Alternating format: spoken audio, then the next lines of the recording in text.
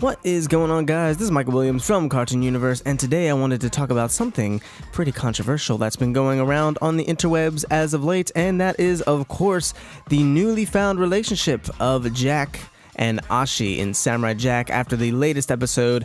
This has a lot of people in an uproar. A lot of people are not happy about this pairing, and I understand why. However, I disagree. Now, hold on a second.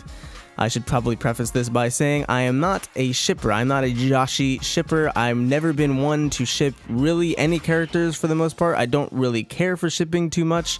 I'm not against it. I'm just not a big shipping person myself. So they could have gone the route of them being shipped. I would have been cool with it, as I currently am. They could have gone the route of it being a buddy-buddy partner sort of relationship. That would have been fine with me. And they could have gone the route of it being a sort of a father-daughter, mentor-student type of relationship, and I would have been fine with that as well. But I want to argue the case as to why I do think this makes sense, and it arguably makes the most sense out of all of the options for Jack and Ashi's relationship, to be honest. Now, I'm not going to talk about the full episode because there's not too much I want to talk about other than this. I think this is much more interesting to talk about. Although I did enjoy the episode, I liked how gratuitous it was for comedic effect. I felt like it was very much in line with the rest of Samurai Jack, how they just do things over the top and repeat certain things, and I think it really worked for the humor in this episode. I thought the action was great, so I thought it was a good episode, but I kind of want to just focus on the relationship of Jack and Ashi and why I do think it does technically make sense from a writing standpoint. First of all, a lot of people were saying Jack never fell in love before. He had been on plenty of missions, and this has never been a thing. This is out of character for Jack. I've seen that quite a few times around the interwebs,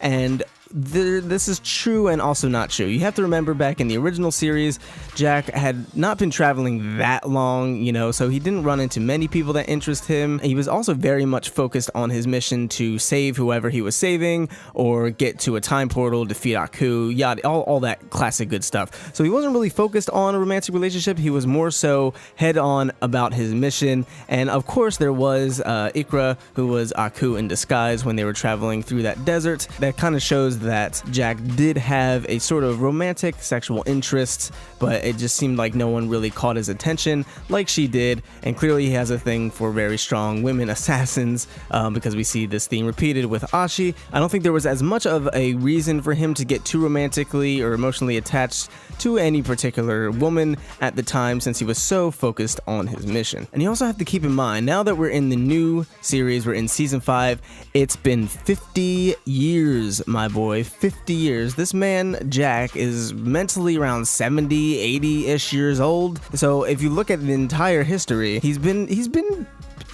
deprived, if you want to. That's the best way to put it. This man has been very, very deprived, because he was taken as a child and he was basically training around the world just so he can get this one purpose, to get this magic sword. So presumably he never had any real romantic or sexual interest during that time, and then right after that he went right for Aku, got flung into the future immediately, and then that was his mission. He's like, okay, now I have to find a time portal, I have to beat Aku, and I have to save all these people.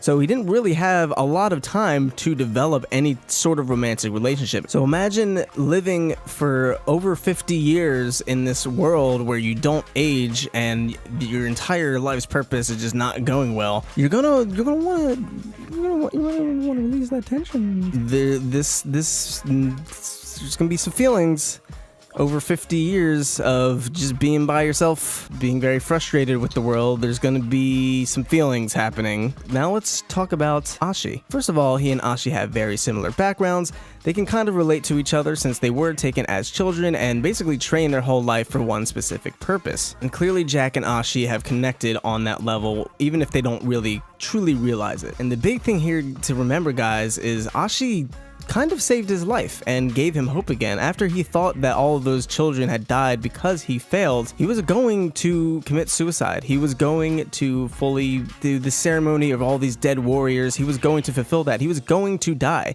He had absolutely no hope left in the world. And then here comes Ashi, who gives him hope again, who basically saved his life, and that's a pretty big thing, and I think that could definitely lead to some feelings, especially when the girl who did that is, let's be real here, she thick.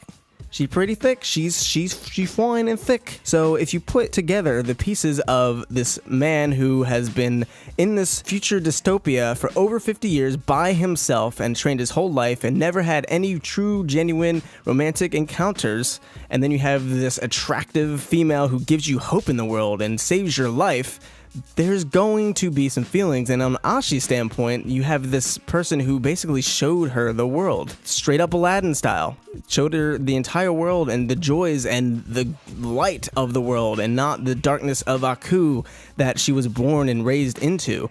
And that's definitely going to lead to some pretty strong emotions as well. And Jack's a handsome dude. You can't deny that either. So you take a handsome dude who shows you the light of the world and the hope of the world, and you got an attractive girl who shows you the hope of the world and that things are going to be okay and saves your life. That totally makes sense that they would have some type of feelings when you put those two people together. It's actually wouldn't make that much sense if they didn't develop some type of feelings. And I understand the argument of forced romantic subplots. It seems like every movie and TV show in Hollywood under the sun wants to force their protagonist into some type of romantic subplot that does not need to be there. Thor. But this isn't one of those cases. I feel like this is one of those cases where it actually makes sense given the context of the characters and the situations that they have been thrust upon. And I think a lot of cartoons right now are actually doing romantic subplots really well. I think the way Stephen and Connie are handled is very healthy, and it shows a nice, innocent, genuine relationship between a young boy and a young girl. I think the way that Star vs. Forces of Evil is handling Star and Marco is being really well done, and it's adding a completely new dynamic and dimension, no pun intended, to the show itself, and it's actually very, very interesting. And I think the way this happened, yeah, while it may not be the most intriguing per se, it actually makes the most sense. And if we look at what Genndy based Samurai Jack off of, basically based off a dream that he had where he was in this future dystopia and he was a hero and he had to save this girl and they would just work together, and that was basically his dream. And that's what Samurai Jack was based off of, and probably what it was almost always kind of leading up to anyway. So I do think this does make sense. And again, I do understand that people don't want romantic subplots in every single thing, but in this case, I think it works. And again, to clarify, before I get all of the rage in the comments, I'm not a shipper. I'm not a person who was shipping Jack and Ashi, even though I did expect them to be romantic. That did seem like the obvious choice. And I think the reason it seemed like the obvious choice was, of course, because of the characters and the situation that they're put in, especially if they're going to go and try to face Aku. This could be the last time they're really alive. They don't know if they're going to survive this. So it makes a lot of sense that this would end up building up to what it is right now. And let's be honest, guys, after over 50 years, Jack deserves to get him some. But those are just my thoughts. What do you guys think about this? Do you support Jashi? Do you wish they went a different route with it? Do you agree with anything I said? Disagree with anything I said? Have any counterpoints? Let us know. I really would love to hear your thoughts about this. Very curious to see what you have to say. But if you want more Samurai Jack goodness and you're new here, be sure to subscribe for that and all things animation. If you enjoyed this little video, be sure to leave it a like. Thank you guys so much for tuning in. I've been Michael Williams. You've been watching Cartoon Universe, and we will see you in the next video. Peace.